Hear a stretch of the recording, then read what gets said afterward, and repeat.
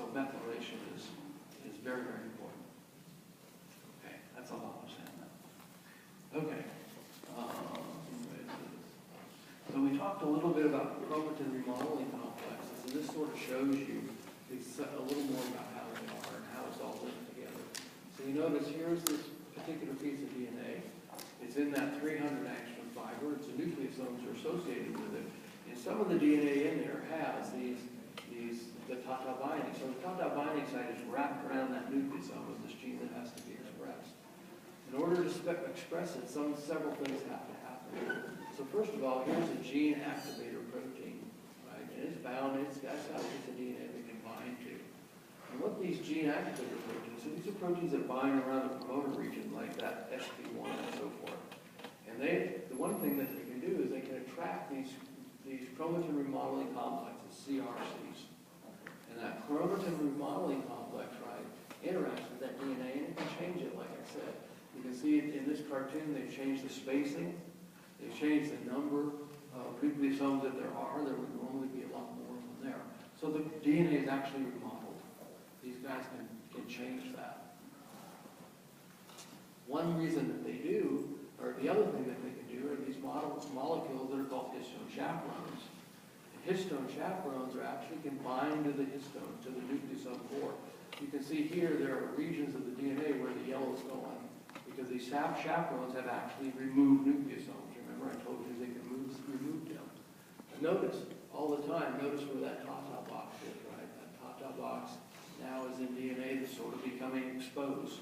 So as it becomes exposed like that, then the cell can have proteins that bind, like the transcription factors and so forth, to begin transcription. So this is whole nucleosomes removed.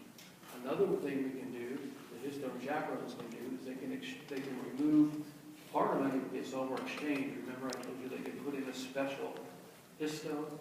So here you can see they've exchanged for a special histone. And usually what those specific histones do is they help to unwrap or loosen that DNA.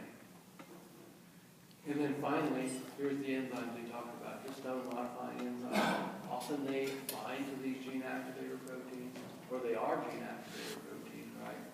So those histone modifying enzyme are these HAT enzymes or HDACs. In this case, the HAT enzyme is acetylating this DNA. And so you modify these histones within this region to, once again, to loosen transcription. So all of these things are working together. Right? You can see even in this cartoon, they sort of have them drawn separately. This histone activating thing, these enzymes here, are drawn separately from these three different types of remodeling that the remodeling complexes do. And the remodeling complex, it depends on which proteins are associated with it. You may have heard of SWI-SNF, SW1 SNF complex. That's a chromatin remodeling complex, one type. It's found in this particular cell. So all of these lead to transcription, right? And you can see that as this is loosening up, the general transcription factors, those are TF2s, and mediator, which we can talk about, or RNA polymerase 2, are all binding in this region, in this promoter region, to begin transcription. Have a question? Okay. So this is just, once again, showing you a little more about what these remodeling complexes can do. And if you go through and you look at these individuals, you'll see here's the standard nucleosomes tightening. One thing that the chromatin remodeling complex, as we said, they can cause these things to be loosened. Right? They can also do this, which is called phasing. You can see the distance in between is different, so they cause them to move a little bit. And then here's a remodeled nucleosome. These guys that are written. So SWI-SNF complex is a complex that can rearrange DNA and nucleosomes so the transcription factors can bind. That's just one example of these. Okay. So when we're talking here about these chromatin remodeling complexes actually making changes here, this is the kind of changes that are made. Okay, so here we're back to this eukaryotic proximal promoter region we talked about, a couple hundred nucleotides. Here are the four major sites, the TATA, the GC, the CAT, and the octamer. And all of these are regions that bind specific proteins. So these are sequences in the DNA, right? Those are the DNA sequences. assistant, but there are proteins that bind to those that cause things to happen in the DNA. You can see that TATA controls the choice of transcription start point, so that when the transcription factors bind there, the TATA binding protein, because the spacing in this region is uniform, it causes transcription to start at +1, not at -3 or +3 or whatever. These regions here control initial binding of RNA polymerase. So particularly the GC box, the CAP box, and these two really are the ones that regulate binding, initial binding of polymerases. Okay. We talked about these, I'm not going to talk about them again. I want to talk a little bit about enhancer elements now. Enhancers, we talked about proximal promoter regulation, regulation of gene expression by proximal promoter regions to cell nucleotides. There are other elements that we call enhancer elements, and it was because what they were first described as. They were described as regions that enhance the expression of a particular gene. We now know that those regions can be their gene activators or repressors. They can be either way. What's typical about these enhancers, or what's unusual, is that they're typical among all of them. There are several properties. One is that they can be very far away. They can be very distal. Some of these can be 50,000 nucleotides away from the gene itself, so they can be very far upstream, as this does. They also are able, you can take an enhancer and flip it 180 degrees in the DNA, and it works just fine. It doesn't seem to, there's no problem whatever. And it has to do because once you combine a protein, as long as it's recognized, the sequence is recognized by the DNA binding protein, that protein can then interact with the promoter in the gene to help to regulate expression. Not only can it be far away, but it doesn't have to be, the proximal promoter's here. It's always on the 5' end of the gene, proximal promoter. The enhancers can be anywhere. They can be on the 3' end of the gene. They can be way down beyond the gene. They can also, in the case of ribosomal RNA, the 5S ribosomal RNA gene, there's actually an enhancer right in the middle of one of the coding regions for the gene.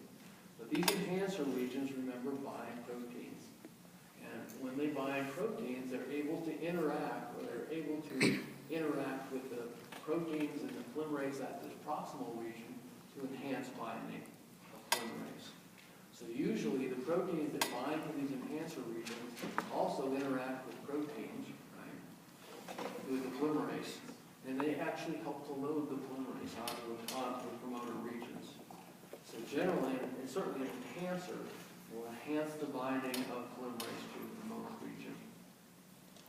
The other thing that this doesn't show is enhancers can work synergistically. They can be in tandem.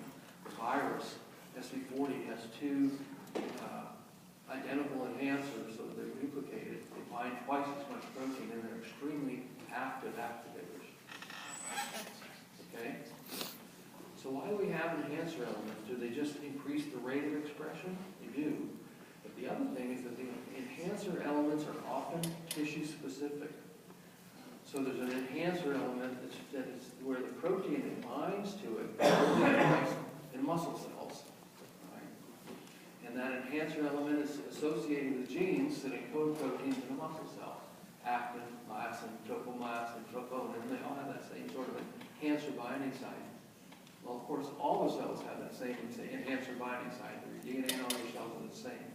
But only the muscle cells make the protein, the enhancer protein, the activator protein that binds to that enhancer in the muscle cells and causes the expression of that protein. Red cells don't make it, liver cells don't make it, kidney cells don't make it. So tissue specificity of expression is determined primarily by enhancer elements. So that means that you could recombinantly, you could take, perhaps you could identify one of the enhancers in muscle cells is called MYO1. And if you take that enhancer and put it in front of actin in that cell, or put it in front of something that's not a good question thing. If you put it in front of a gene that's normally not expressed in muscle cells, you can turn it on by putting that MYO enhancer in front of it. Okay? Question? Okay, so this is just a picture of a particular gene. And this is a beta globin gene. And you notice that here's the gene that runs from here to here. We're going to talk about exons and introns later and how those are processed and so forth. But if you look at that, that's the coding region of this gene, at least the white regions of the coding regions. And this is the upstream promoter region. And there's also a downstream promoter region in the globin genes. And you notice that here's the top box, and then here's all of these other proteins that are binding there. And all of these proteins are binding to different sites on this gene, and they all regulate expression of that gene. Some transcription factors, CP1, have elements in most gene regulatory regions. Okay, so if you look at the promoters on many, many different genes, most of them have one that binds CP1, which happens to be this guy here. But there's a CP1 binding site. Others, this GATA1 protein, are found only in a very few cell types. So GATA1 is one of these, this green guy, is one of these enhancer elements that works in a tissue-specific way. It ensures that only red blood cells make globin and not muscle and not other. So the protein that binds, GATA1, is made in red blood cells, but it's not made in muscle cells or liver cells. Does that make sense? So these proteins that bind to these sites, right, then recruit more chromatin modeling complexes, the histone modification enzymes, general transcription factors, and polymerases. So the binding of these proteins to the promoters activate transcription and bring in other protein polymerases that are needed for transcription. Okay, so these figures are all in your book, and you should be able to